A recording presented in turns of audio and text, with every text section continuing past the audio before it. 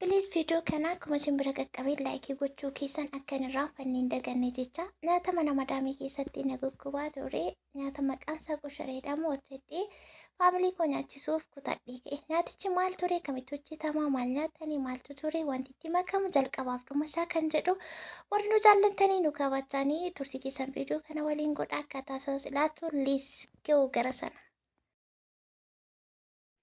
Nagaan isiniif haa ta'u akkam jirtu fayyaa keessanii nuti jirra galata waaqayyoo.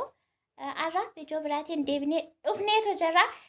Jalqaba irratti warri Asteer eessa jirti? Asteer nuuf hidhii nutti hin dubbattu nagaan waa gaafattu jettanii koomentii irratti barreessitan Asteer kun dhuftee jirti jechuudha. Innaa viidiyoon har'a nuti hojjechuuf jenne kushiinaa keessa seenee nyaata wayii hojjechuudhaaf nyaatichi kan biyya kanaa miti. Kan madaamii keessatti madaamiin ittiin na gubaa turtedha.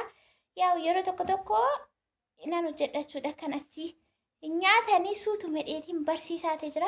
Har'a immoo nyaata ta'e hojjechuuf isheen immoo sirraan ilaalaa akkamittiin akka hojjetamu nan baraa jettee jirti. Turtii keessa naga xumuraatti nu waliin godhaa viidiyoo keenya laayik sheer gochuu irraanfatinaa. Warri haaraa taatan immoo sabiskiraabii godhaatii gara mana keenyaatti dabalamaa isiniin jenna. Asteer nagaa gaafamume eessatti isin nyaanni si gaafatu bara yeroo baay'ee.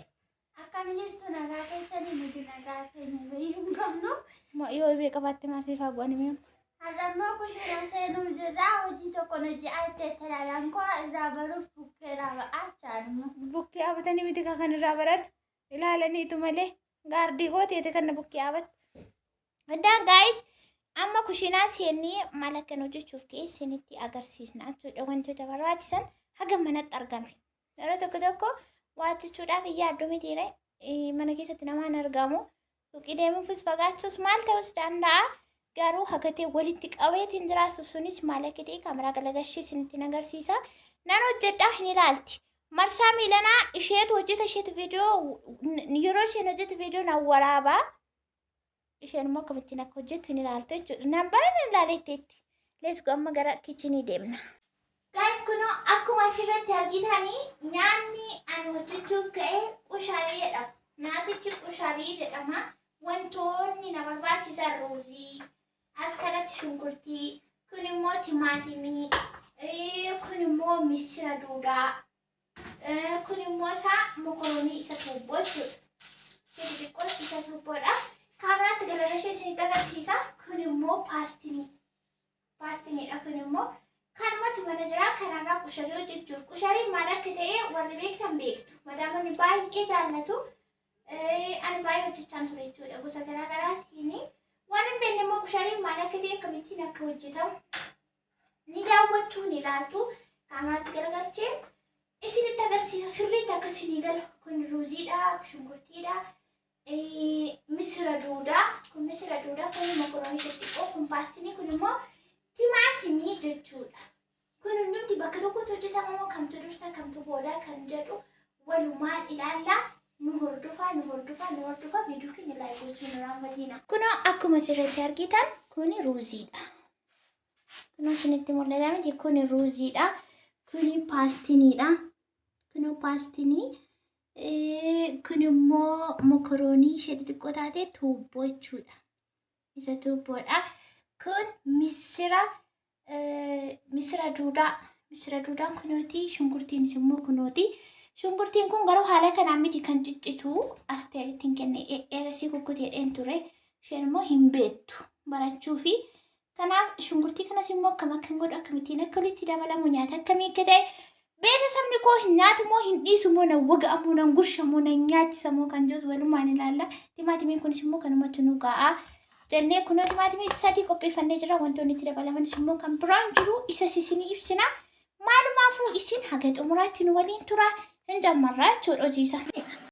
Kun egaa haaluma isiniin jedheeni bakka kanatti wanta dura gochuu qabu akkuma asirratti argitan distii duwwaatti zayitiin naqadha. Zayitii keenya sittitu naqannu. Asteerota viidiyoo waraabduu daalacha jirti. Achiin booddee paastinii sanaas keessa naqachuudha. Paastiniin jalqaba irratti zayitiidha. Achiin booda paastinii akka diimatuu fi kunoo paastinii haala kanaan erga diimessee booddee argitaani akka itti bifa jijjiirratti achii booda ruuzii miiceen itti naqe. Kunoo haala kanaan sochoosee harkirraa deemuu hin qabu maaliif hin gubataa hin ta'u. dirqama socho'uu qaba. As kanatti immoo otoon paastiin ruuzii walitti sochoosu xinnoo ishee mokoroonii ganfal gochuun barbaade jechuudha. Jabaata waan ta'eef mokorooniin isa booddee misira duudaa haala kanaan miicee itti naqee socho'uu qaba. Haga xumuramee bishaan itti nam'ee itti qadaadamutti dirqama akka kanaatti socho'uu qaba. Maqaan nyaata kanaa qusharii jedhama. Baay'ee mi'aa Araboota biratti beekamaadha kun. Mana ture keessatti baay'ee nan hojjedha. Mana namaallee geessitee na hojjechiisti. Manatti illee hojjechiistee mana namaa geessiti. Baay'ee mi'aa bakka. Amma achi paastaa keenyas as bukkee paastaa miti soorii mokorooniidha inni. Mokorooniidha isinitti agarsiiseera. Achi ruuzii misiraa paastinii kan erga walitti haala kanaan sochoosnii booddee umarratti kun akkuma argitan bishaan itti naqee isa booda ashaboodha.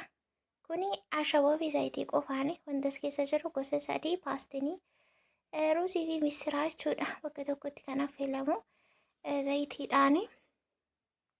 Asimmoo mokorooniin keenya haala kanaan falfalli jedhee danfaa jirti. Qoshee qofaatti bisheessuu waan barbaadee fi achi keessaa gurfuc akka hin jenne jechuudha. Kunoo mokorooniin gahee jira. Hin bilchaanne garuu xiqqooma tokkoon bulluqaan intinaa godhe yeroo mokoroonii irraa baasuu fi isa booddee dhaqube carqee fidachuun dhaqe. Please viidiyoo keenya laayikii godhaa gara biraatti nu dabarsaa nu jajjabeessaa. Koomiisin irraan qabnu garuu warri ilaaltanii baatan akka laayikii guutanii. Mokoroonii ergan baasee keessa calalee booddee timaatimii firii sadii as keessa buufadhe maaliif qolli isaa akka irraa baduu fi as kanatti immoo ruuziin keenya haala kanaatiin bilchaachaa jira jechuudha. Ana ganyaadhutti baay'ee ariifadheera nyaata kana yaadeera. Nan hojjedhan jedha garuu bira hin qaqqabu. Isa booda mokoroonichi haala kanaan xiqqoo ishee laafee jira irraa danfee ba'ee waan ta'eef akkuma argitan achi isa kanatti dabaleen haala kanaan jechuudha walitti fakkeessee sochooseetiin bishaan bakkaan ga'eetti qadaada.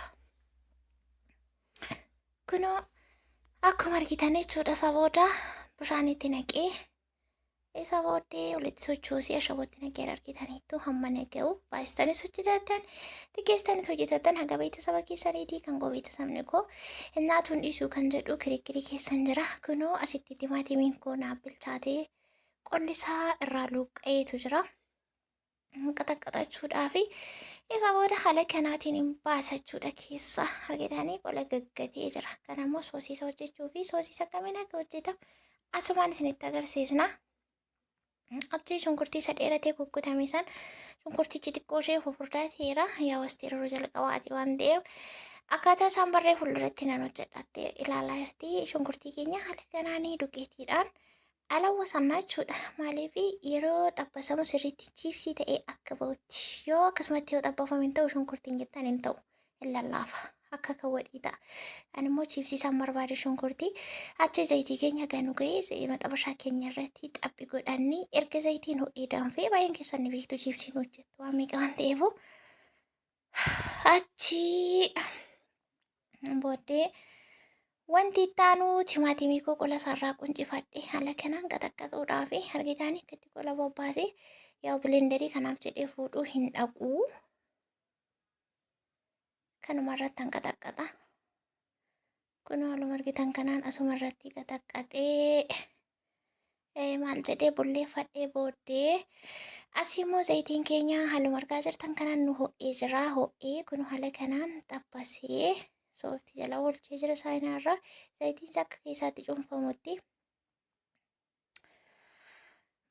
Kun mokoroonii ruuzii wanti achitti walitti dabalame sun bilchaatee jira akkuma argitanii jechuudha. Achi shunkurtii haala kanaan ergan chiipsii godhadhee baasee booda as kana distii qullaa nu barbaachisa. Maal gochuuf soosii hojjechuudhaa fi zayitii keenyatti godhannaa. Achi booddee shunkurtii adii yaawwan daakee firiijii keessaan qaba. Yeroo akkasii baay'ee nama fayyada isiniin jedheera. Shunkurtiis immoo hagana ga'ee shunkurtii adii daakamaa jechuudha. Inni daakamaan kun baay'ee tokko wadhi mi'eessa inni ture. Isa ammaaf ammatti hojjetan caalaa. Isa booda shunkurtii adii keenya haala kanaan xabbafanii akka xiqqoo ishee gubachuu qaba yookaan diimachuu qaba. Maaliif akka ittinaan teestiin isaa keessaa beekamutti jechuudha. Achi shunkurtii diimaa karatti hafee jira haala kanaan xixiqqeessee walitti sochoofannaa jechuudha. Shunkurtii adii argitanii tokko ni diimatee itti qadaaddanne Achii dhumarratti timaatimii san qaxaqqaxe sana fuudhee dirqimillee mitti godhee kuni soosiidha. Achitti obloomii hin qabaanne immoo fi suuqii ol ba'uuf immoo gara suuppermaarketiin tokko hin jira caquuf immoo sa'aatiin sanatti hin mijanne yaa waanuma jiruun hojjechuu fi wanti itti naqee ashaboo fi qunduu barbaade qofaadha. Achiin booda obbo Gammiinis dhufanii gara hojiidha. Obboon jedhin jettaniitu garuu ani yaada gosa malee maqaa isaa waaminatti tola. Maqaa biraas hin baasne sin baasuusi maqaa isaa bichaa yookaan midhagatanitti tolunna. Hojiirraa dhufeetu jira. Kunoo jechuudha sa'aatiin beeksisii irratti kan nuti nyaanni bakka ta'ee deemna naan jedhee ture. Beeksisii ma nyaannee deemna bakka jedhee achii booda kunoo bakka kanatti xiyyeeffannee akkuma argitan.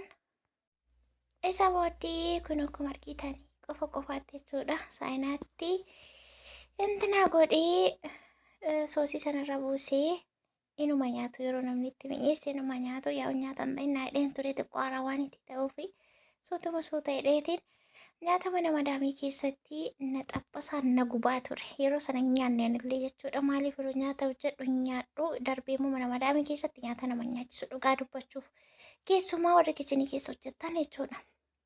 Anna ofii kollee nyaachaa isaaniinis immoo barsiisan na nyaachisa hidheetiin abdii qabaa kun akka isaanitti nyaatan argitanii jirtu maqaan nyaata isaa qushariidhama.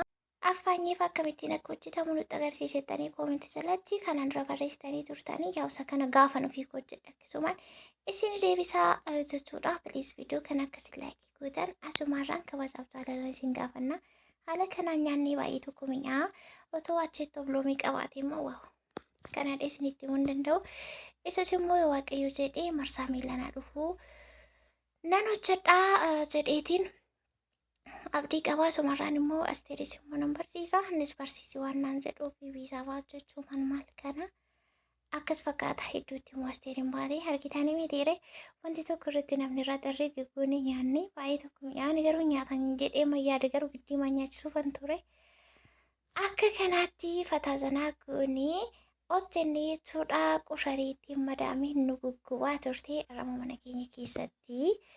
Kaameraa fiddee asteer kun akkasiin saayinaa qullaa hambistan nuun jette haala kana mul'ichi goonii soosiin isaa namni viidiyoo biraan agadhu.